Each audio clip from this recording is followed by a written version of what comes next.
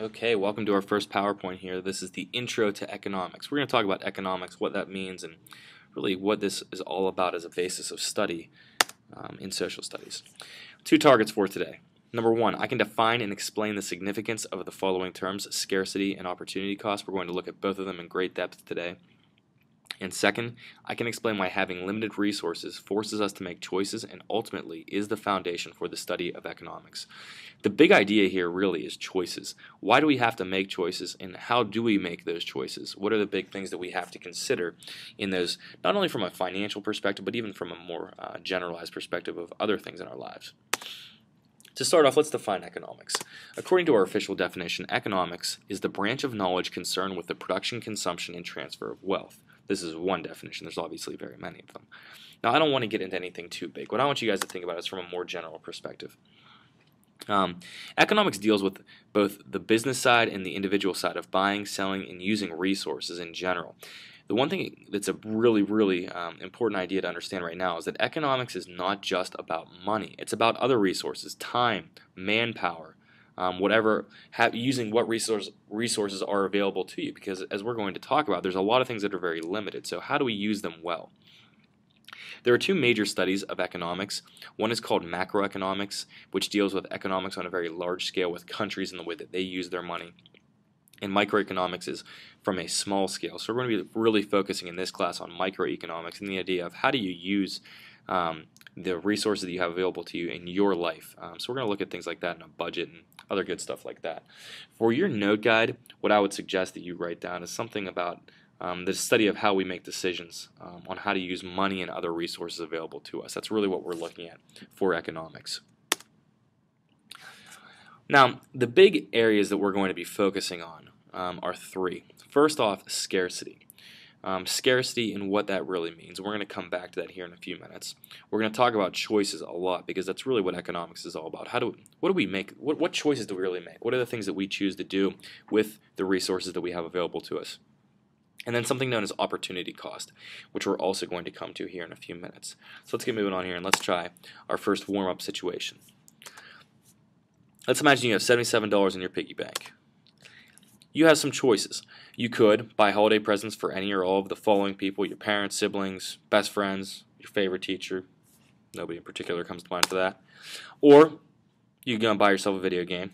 Now, this might be a little bit out of date. Maybe there's something new that you would like to get, or maybe it's not even a video game. Maybe it's just something else for yourself that would cost you $77. Make a decision right now.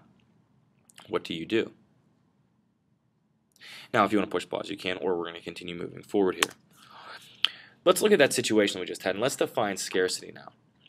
The scarcity in that situation was money, because you only had $77. So if you want a definition for scarcity, it is basically the fact that there is a limited amount of everything. So in this situation, the scarcity is there's a limited amount of money. Now, maybe there's not a limited amount of everything from your perspective, but really in most cases there's a limited amount of things. So the limited item in this is money. That means that you have to make a decision. Since you don't have billions of dollars, you can't buy everything you want. You can't buy gifts for everybody and yourself something. So what are you going to do with that $77? And this is all about choices. Now, let's continue on here because these aren't quite as important for this. The opportunity cost that we need to look at is the next thing we need to look at. Opportunity cost is what you lose out on when you make a decision. So in other words, in this situation, if you bought the video game for yourself or something else for yourself, the opportunity cost is that you did not buy presents for your family and friends. Now, does it just stop there? Not really. You might even go beyond this and say, well, since you bought yourself something instead of your family something, your family might hold that against you a little bit. Maybe your brother or sister doesn't buy you a present. Maybe your friends don't buy you a present. Maybe you lose a friendship over it. No, maybe that's an exaggeration, but it's the whole point of thinking about the choices that you make. What are the long-term impacts of them? Is it as simple as just saying, oh, I didn't get this video game or I didn't get this present, or does it go a little bit further beyond that? Let's go on to another situation here and let's re-examine scarcity and opportunity cost. You're invited to go to the movie to see Bambi. I know, you guys are really excited about that one. You get $15 to spend. The movie costs about $8.50, which leaves you with $6.50. The concession prices are $5 for popcorn, $3 for pop, $2.50 for a bottle of water, and $2.50 for a box of candy. And video games cost about 50 cents a piece. Now, what are you going to do in this situation? I want you to take a minute here. You can push pause on the screen and think about how you would like to use your money in this situation. Now, let's imagine here that you decided that you're going to play all the video games. What is the opportunity cost that you have? You could say, maybe I don't get any popcorn. Okay, maybe I don't get any pop. Whatever. It could be something like that. Another item that you could think about here, though, is this. Let's imagine that your parents do give you $15. Another opportunity cost of spending it all on that stuff might be that your parents say to you, what did you use your money on? And you say, oh, I spent it on playing video games. And they say, well, you know what, maybe next time I'm not going to give you so much money if you're just going to waste it on video games. So the opportunity cost could be something greater. And also the scarcity in this situation, which I think is pretty straightforward, is the fact that you only had $15 to spend.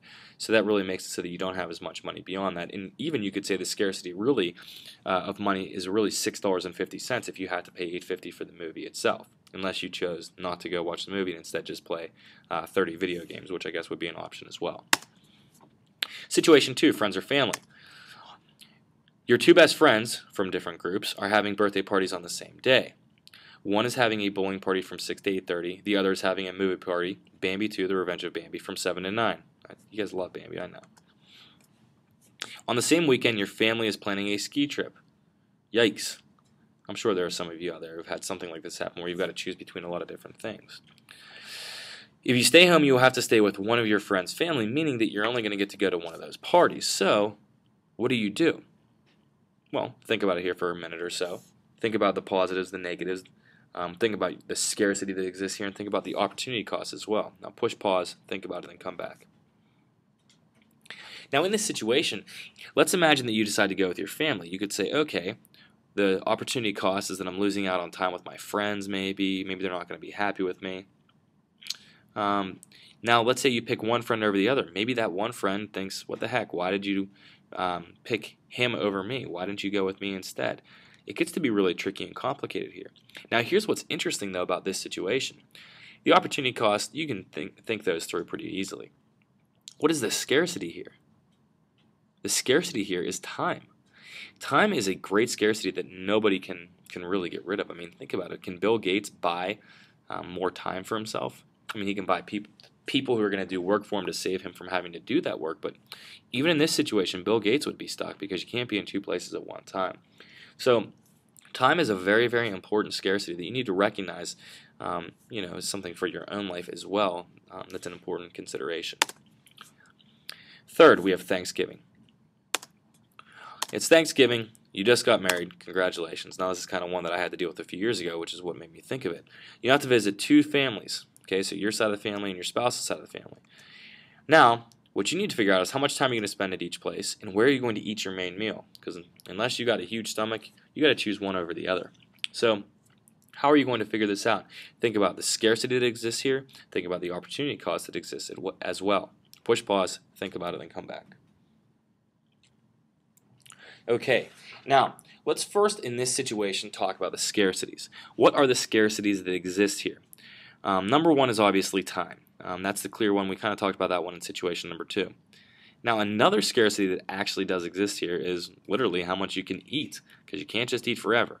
Now some of you are saying, why does that matter? Well, for me, I'm Italian, and if you don't eat at somebody's house whenever you go over there, that's kind of like an insult. So you need to think about that potentially being something as well. Now what's the opportunity cost that you need to consider in these situations? Well, you could say that if I spend all my time in my wife's side of the family, that maybe my family will be upset with me. Or if I eat only at my side of the family and not at my wife's side, maybe they'll get upset. So you need to figure out some sort of a balance in which you're going to make both sides of the family happy. Kind of interesting to think about, the time you spend on Thanksgiving being an economics related question, because it doesn't deal with money, but it still fits into this category pretty well. So I hope that you're understanding here that economics is about more than just money. And we'll get greater in depth here by looking at ideas like supply and demand, looking at how businesses work, looking at the factors of production. We'll get to that stuff later on.